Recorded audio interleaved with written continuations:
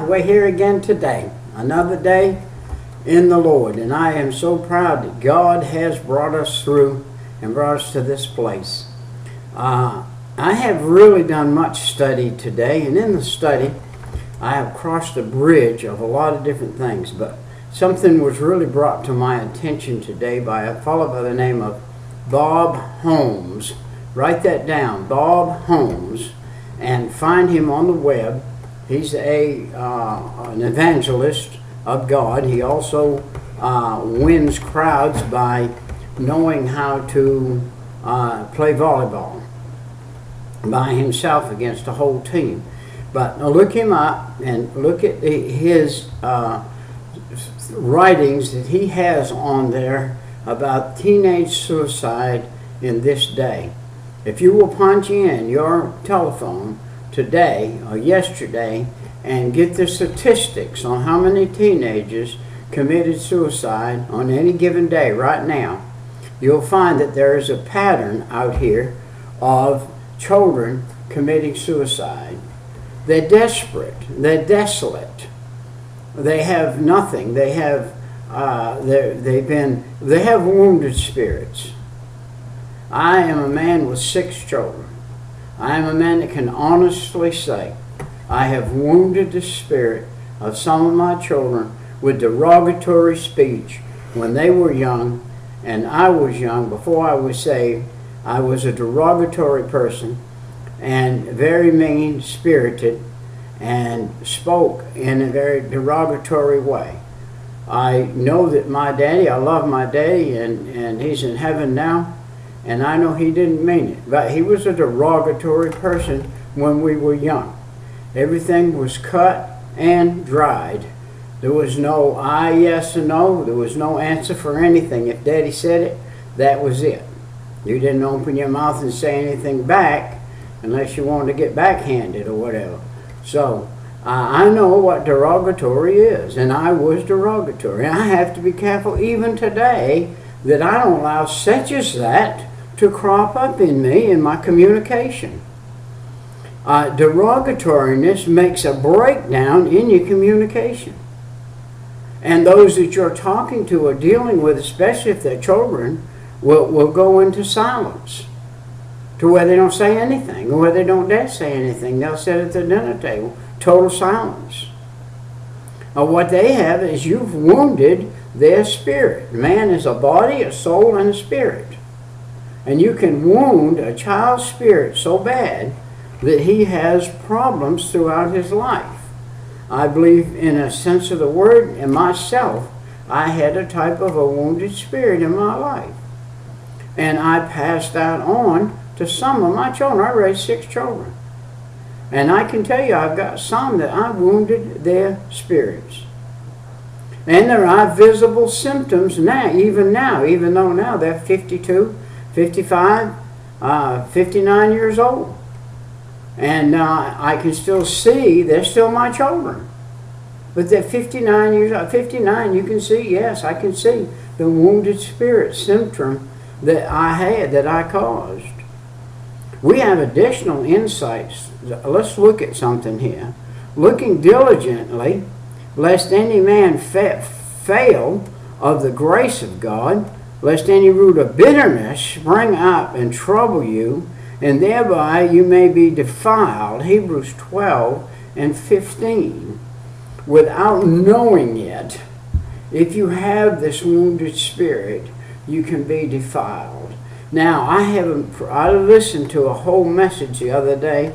I don't very often listen to real hollering preachers. This guy was kind of a hollering preacher, and he hollered through his message. But he talked about a wounded spirit.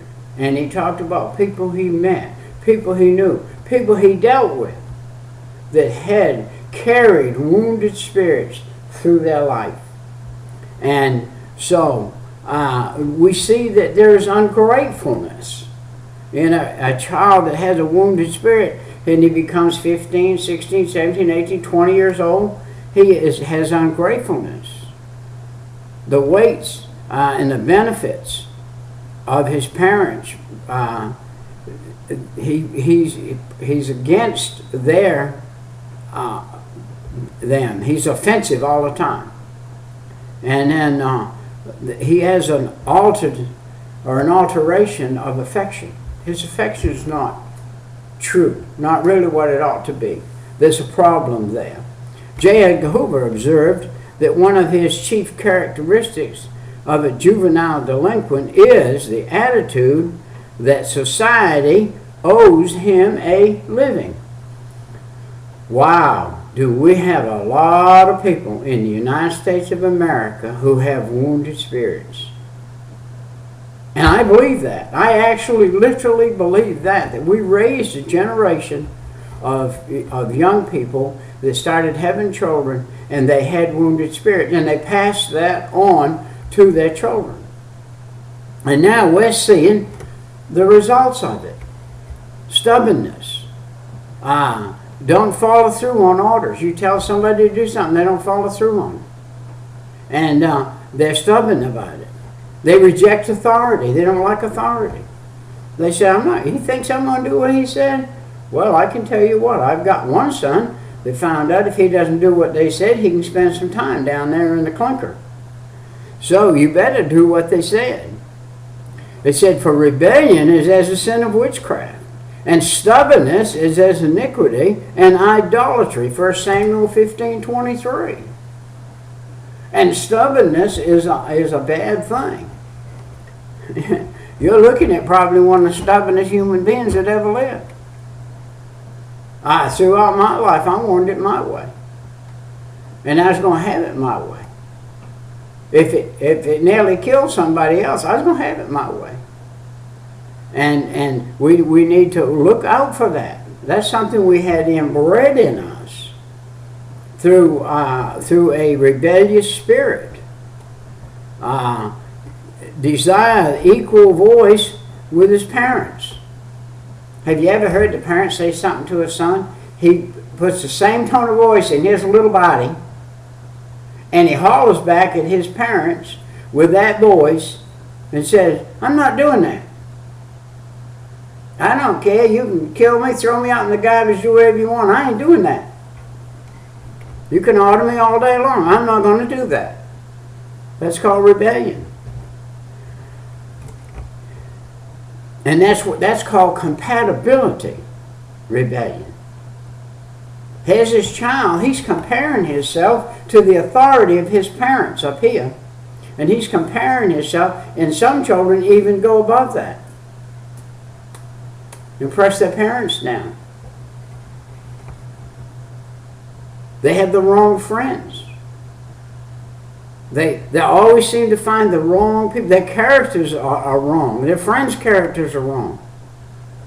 They serve fleshly appetites.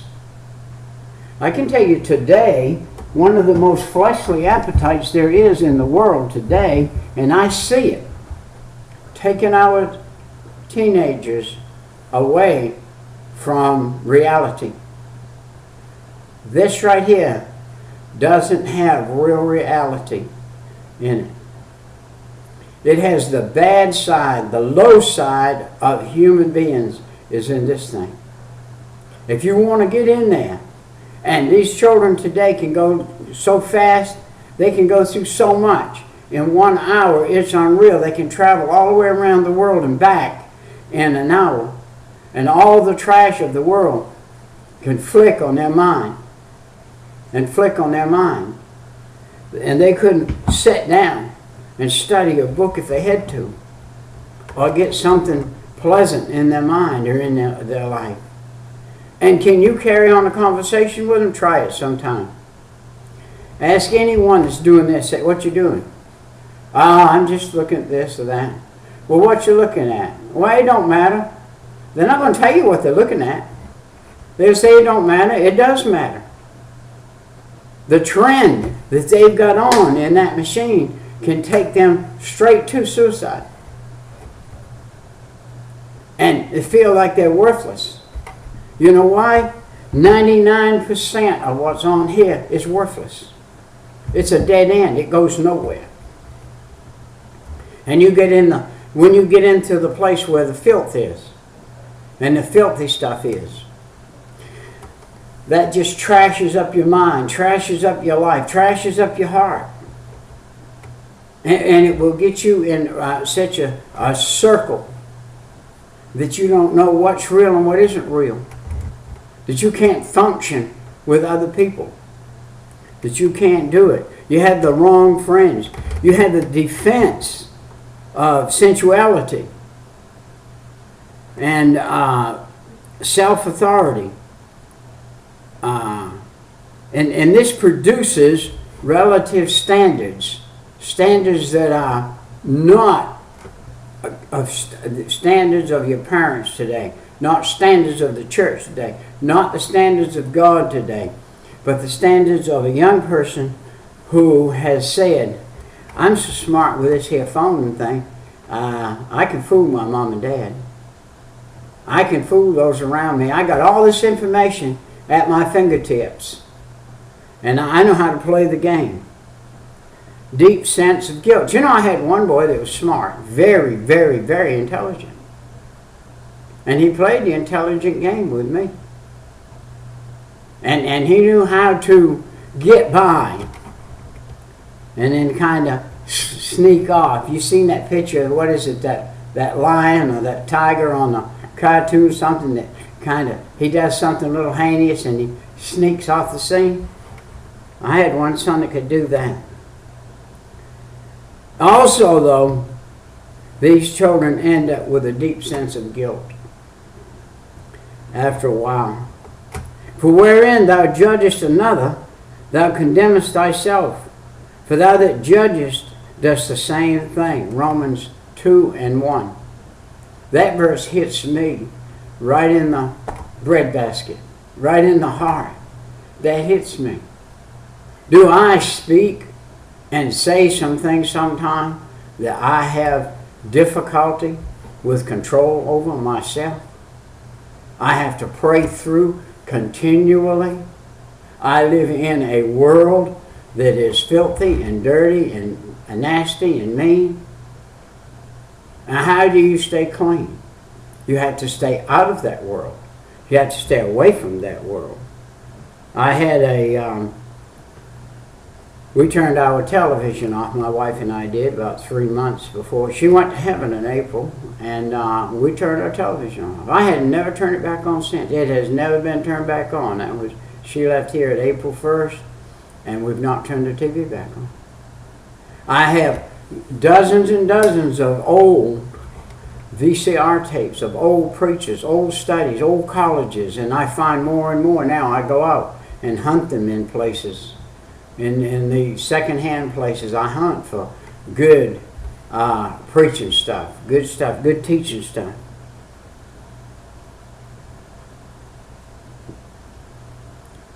Frivolity and depression.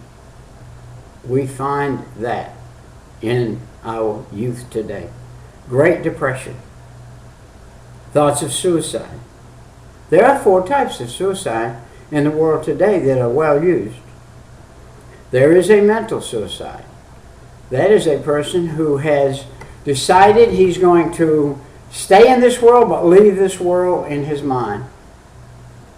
He's not going to have anything to do with you or me or work or play or anything. If he's got one of them phones, that's where he's going to spend all his time. He has already committed mental suicide. He doesn't want to be in the active day the way the day's going out here. He wants to just sit for hour and hour and hour and hour and be in that phone. He will get in such a depression that he will become morally depraved. The right person come along will sway that young person, be male or female, into the wrong life. And he becomes spiritually lost and depressed and can't find even the lighter, even the things of high that would just be good. But all he has is sorrowful thoughts. The end of that mirth is heaviness. Proverbs 14:13 tells us a heavy heart is sorrowful. And then we see his spiritual, he has no spiritual incline. all his spiritual stuff is spiritual decline. Puts him into a place of physical depression. Saying, I might as well I just cut my wrist. If you find Bob Holmes on there, find the thing that Bob put on there. Look up on a daily basis the suicide of our young people today. Go back in your mind as a parent and say, have I caused my child to be in some type of depression? Have I caused my child to be the way he is? You may have to get on your knees and beg your child to forgive you for whatever it is. What is it that has put you where you are? I can tell you one thing. Boy, this is a tough one. You allowed them to have a telephone, and now if you threaten to take it away, it's like stabbing them in the heart with a knife. They have become so adapted to that life, to that what's on there, and that life that they can't live without it. What has happened? It's become their God. But that is a God that will fail them very quickly in their young life. And by the time they're 11, 12, 13, 14 years old, they're ready to commit suicide. Because they have nothing to look forward to. They've been all around the world on that thing, and they found nothing but desolation. They found nothing but desolation at home. They can't get out of the rut they're in at home. They come in from school and go out, slam the door, go in the bedroom. You call them to supper and they say, I don't feel like eating. They're so hung into that, what is on that telephone, that is all no good. If you could find a channel, anytime I get on my telephone and look for anything, I find preachers. And I look at preachers, and I found some of them that aren't doing too good either. So we have to be careful. This system of this world today will suck you in and keep you once it gets you.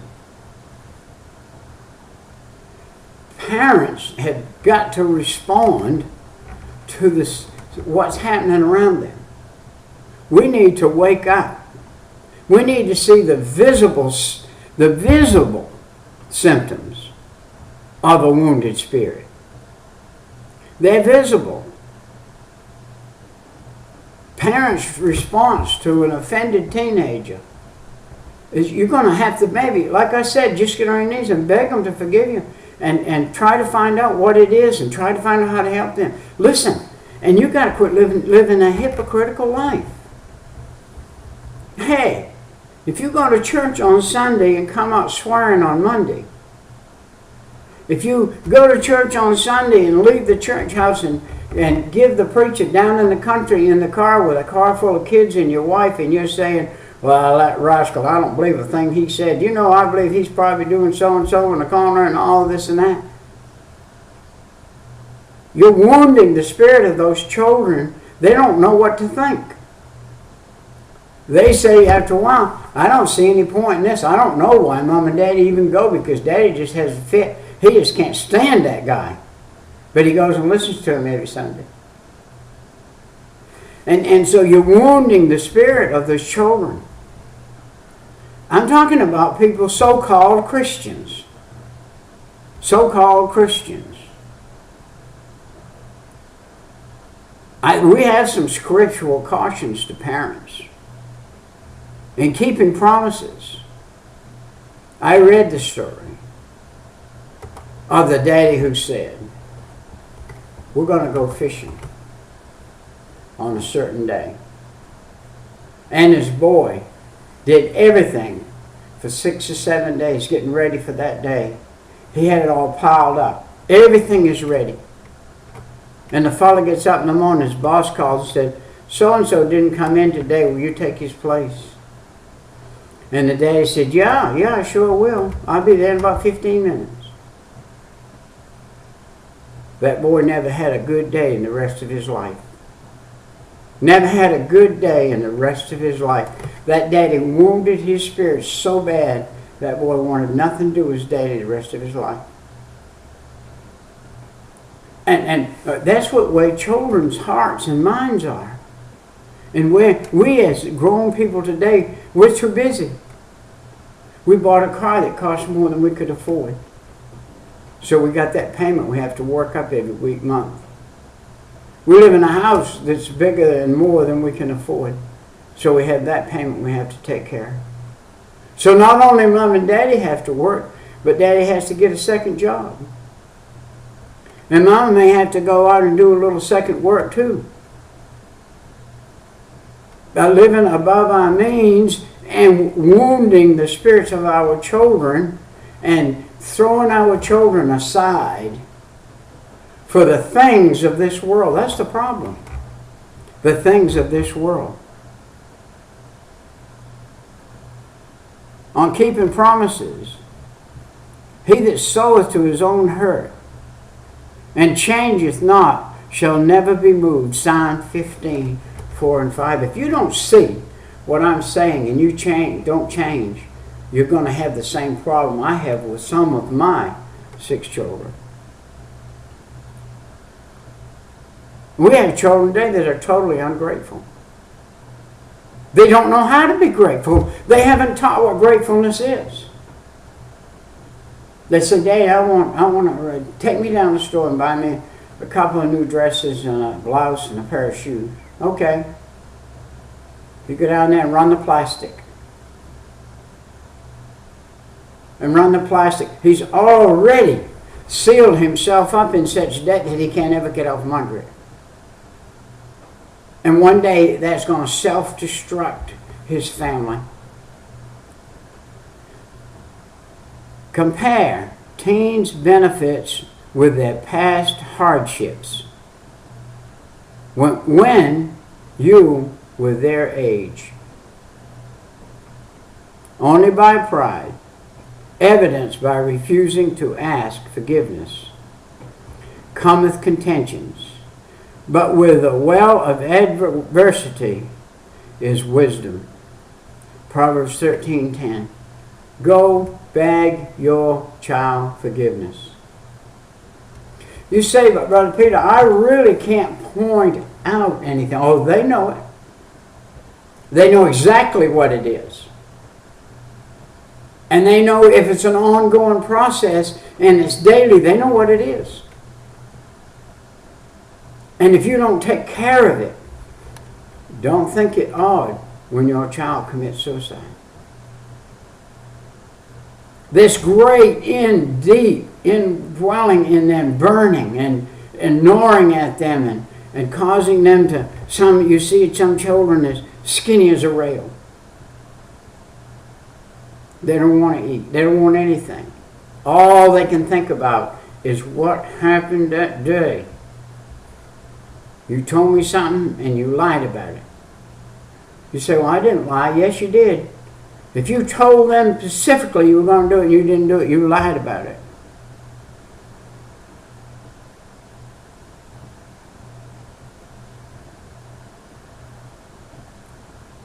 I don't know. We haven't learned yet. They're completely keeping after a child's action, and one of them is not the answer. The answer is to find out why his action is what it is, and don't hound him about it anymore, and get some forgiveness in the family, and find out exactly what it is and get it behind us for the child's sake. A brother offended is harder to be won than a strong city, and their contentions are like the bars of a castle. Proverbs 18:19. They come up against those bars on a daily basis and shake them. And the bars won't move because they're permanent bars. And you have this problem. And they begin to have wrong friends. And then they begin to have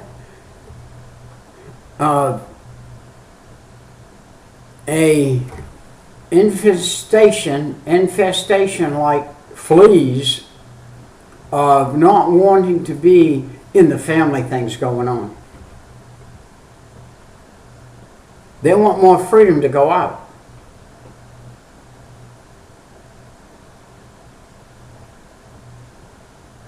They don't want more responsibility. What? They want more freedom.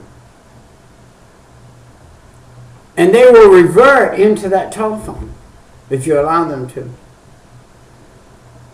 The Bible says, "Fathers, provoke not your children to anger, lest they be discouraged." Colossians 3:21. We've got the biggest group of discouraged children running around this world right now there has ever been. They have seen the pattern of their parents that is might makes right, and I'm going to be the top dog in my company. I only got 2 more guys to oust out. When I get them out, I'm going to be top dog. And I'm already top dog at home. He doesn't know that he's not top dog at home. He thinks he is. But he's like a stray dog that's come in the house to his family because he has neglected his family for outside life. We have no sincerity in our houses today. We're not sincere. Therefore, our children have this defense against sincerity because they say, look, Dad told me he was going to do this 5 years ago. He ain't never done it yet with me. And Mama said she was going to do this with me. So we were actually going to, me and her, we're going to get in the car and we're going to take a weekend and we're going to go somewhere and we're going to shop a little and we're going to spend a night in a cabin somewhere and we're going to just, me and you, are going to have a good time, and mother and daughter. And she's never done it. And so now the daughter gets to be 20 years old. And she finds a man. And she marries a man. And all of a sudden, she finds this trait that her mother had in this man. And all of a sudden, these great wedding days and all the money spent and all the hoopla and everything has come to naught. And all of a sudden, I got a husband who won't do anything with me. He won't go to the park and just walk in the park. He says, I'm a man. I'm a he-man. I want to go down there and let my buddy see me walking with my wife in the park. Well, if you want a miserable life, don't walk in the park with your wife. And you can have you a miserable life. Women and men are 2 different things. And if you ain't figured that out, man, and you treat your wife like your buddies, like she's one of your buddies, you got problems. And they're not going to be good. Wow. Do you know what some of the kids that today have this defense and built up with them? Is they're comparing the present morality with their past. What we're seeing right now in the morality here, we as parents have underneath, have had this going on for years, and we've allowed it now to crop up in the face of everybody, and that's why teenagers are killing themselves like flies. They don't have an answer. He that covereth his sin shall not prosper, but whosoever confesseth and forsaketh them shall have mercy. That's what I need. I need mercy. I'm trying my best. After my wife left and went to heaven, I'm trying my best as a father to get around to my children and do some apologizing. Apologize for some of the things that, the way I lived, the way I did, the provoking I did. I have right now, most all of my 6 children are self-employed. I instill that in them, but not properly. I instill that in them in a certain way that perhaps wasn't 100% proper. And now I work for my sons and my daughters. I go do things for them. And when I see a drawback in their life, I see a drawback that I put there. When I see something I feel like is a little bit detrimental to their type of life, I say, I put that there. I'm the very buck that sowed the seed that came about. And now I have the vultures in the bushes.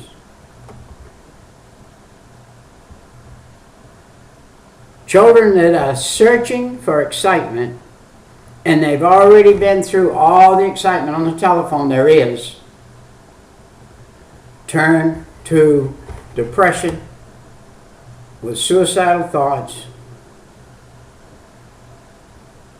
They're shocked their own self. They're desperate. They're grieved. They're frustrated.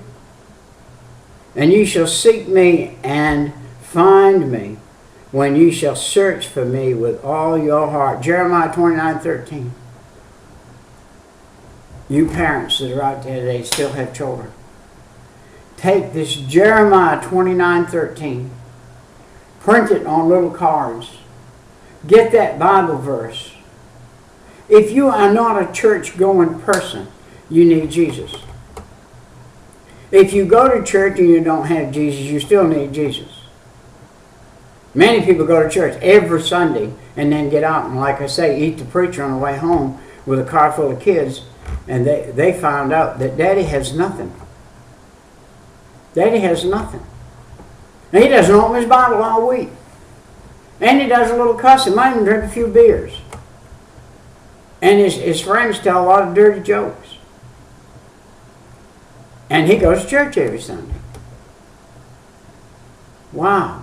The trend set of today is I go to church so people can see me go to church and think that I'm morally good when you're morally corrupt. All the devil had to do is give Adam and Eve one thing. One thing out of this whole world of sin. He gave them one thing and they lost their eternal life. And their eternal togetherness in the garden. And before that, there wasn't any thorns, there wasn't any thistles. A child that is trained with love and tenderness and properly and right, he doesn't have thorns and thistles in his life. There are very few of those around today, children that have that.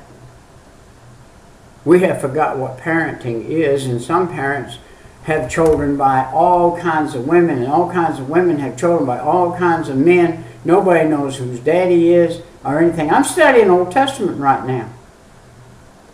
I'm studying Old Testament. Last night, in the study that I was doing, this man had a daughter. And this outside man touched his daughter and they killed him. Somebody from the outside.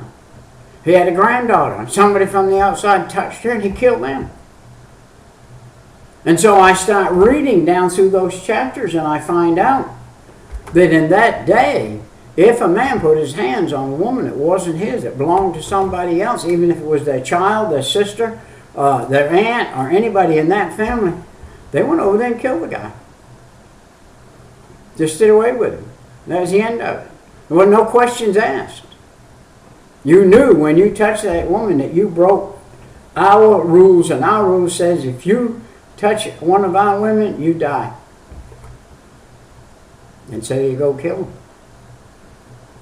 There's one case I read last night where there was a whole group of men in this other group. Here's all these men searching out to come to this place and know these women that belong to another group. And the other group got together and figured out a way to go ahead and do away with those men. And so they did. And they did away with the whole group at one time.